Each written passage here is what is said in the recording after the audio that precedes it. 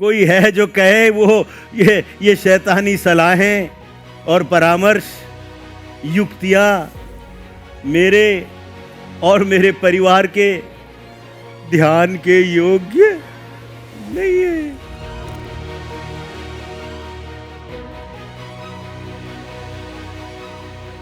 कितनों के समझ में आया आप क्या बोले? हर चीज जो ईश्वरीय नहीं है, जो पवित्र नहीं है, जो इधर उधर की बातें हैं, वो हमारे ध्यान के योग्य भी नहीं है। क्योंकि प्रभु यीशु ने हमें कहां अपने में बिठाया है? हर एक प्रधानताओं से ऊपर, हर एक सामर्थ के ऊपर, हर एक अधिकार और शासन। मैं इस पृथ्वी की बात नहीं कर रहा हूं, मैं अनदेखी संसार की बात कर रहा हूं।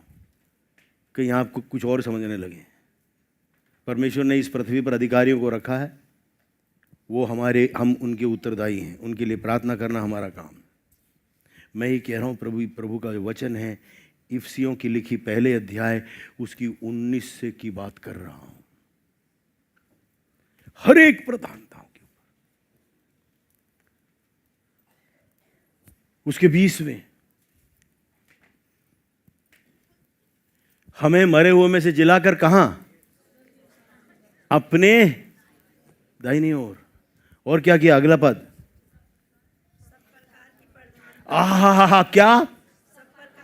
अरे यानी जो बुरा प्रभाव इलाके में डालते हैं, चाहे वो नशे का हो, चाहे किसी भी चीज का हो, झूठ का हो, चोरी चकारी का हो, अश्लीलता का हो, उससे क्या? कितना? सब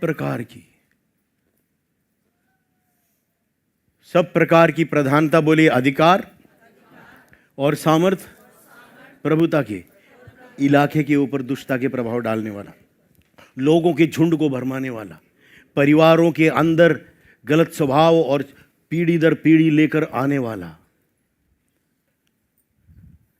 और हर एक नाम जो केवल इस लोक में नहीं, जो उस आकाश में बैठकर कंट्रोल करते हैं, उन सभों के ऊपर क्या है? क्या बात कर रहे हो? आपको बिठा दिया है। और वो सारे जो हरकतें हो रही है वो कहां है? इधर ध्यान करें, कहां है वो? पैरों के नीचे। अगला पढ़िए, सब कुछ, हाँ, किसको दे दिया? कहां है कलीसिया?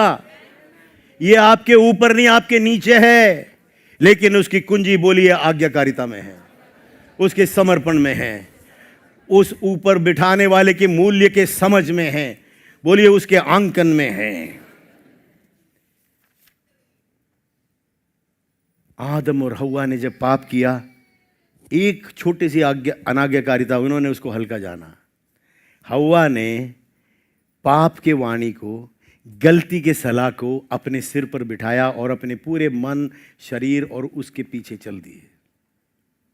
तो उसका जो नतीजा है, बोलिए, आज्ञाकारिता का नतीजा बड़ा भारी है, और अनाज्ञाकारिता का भी भयंकर है।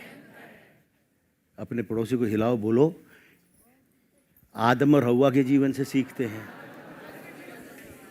रोमियो की लिखी पत्री, बोलिए बोलिए, 19वें पद में लिखा है, रोमियो का 5वां अध्याय 19वां पद, जल्दी, उसमें लिखा है, क्या है? जल्दी देखिए, खुलासा मिल जाएगा यहां, आज्ञाकारिता की कीमत। बोलिए जोर से, क्योंकि जैसा एक मनुष्य के आज्ञा ना मानने से, कितने लोग हैं? एक मनुष्य के आज्ञा ना मानने से क्या हुआ? बहुत लोग क्या हो गए? पापी ठहरे। वैसे ही एक मनुष्य के, oh my God, oh my God, एक मनुष्य के आज्ञा मानने से कितने लोग धर्मी ठहरे। बोलिए, जितने यहां बैठे हैं और जितने हमारे द्वारा प्रभु के वचन को जाने हैं और जानेंगे, सब लोग क्या धर्मी ठहराए गए। बोलिए, मैं बहुतों की धार्मिकता की कुंजी हूं, मैं द्वार हूं। मेरी आज्ञाकारिता, मेरा समर्पण बहुतों के लिए धार्मिकता का द्वार खोलते हैं। मैं पूछता हूं, ये आपकी जो उत्तरदायित्व जिम्मेदारी है, ये छोटी है? नहीं, आपका जीवन शैली, आपके जीवन की हर एक विषय इस चुनौती का सामना। देखते हैं कैसे दूसरों को बचाता है। मैं इसको अड़ंगा दूंगा ना, जो आपके भीतर है उससे बढ़कर है, जो इस संसार में है। जो मसीह में है वो नई सृष्टि है, पुरानी बातें बीत गई, सब कुछ नया। और मैं उसी हेलमेट को पहनकर, जो उद्धार का टोप है, चलता हूं। बोलिए, दुष्टता के, शरीर रहित प्रभाव के परामर्श के लिए मेरे पास समय नहीं है, वो मेरे लिए योग्य नहीं है, उसका कोई प्रभाव मेरे ऊपर नहीं है, क्योंकि मेरे उद्धारकर्ता ने मेरी पूरी कीमत चुकाई है और मुझे संपूर्ण रीति से मुक्त और आज़ाद किया है।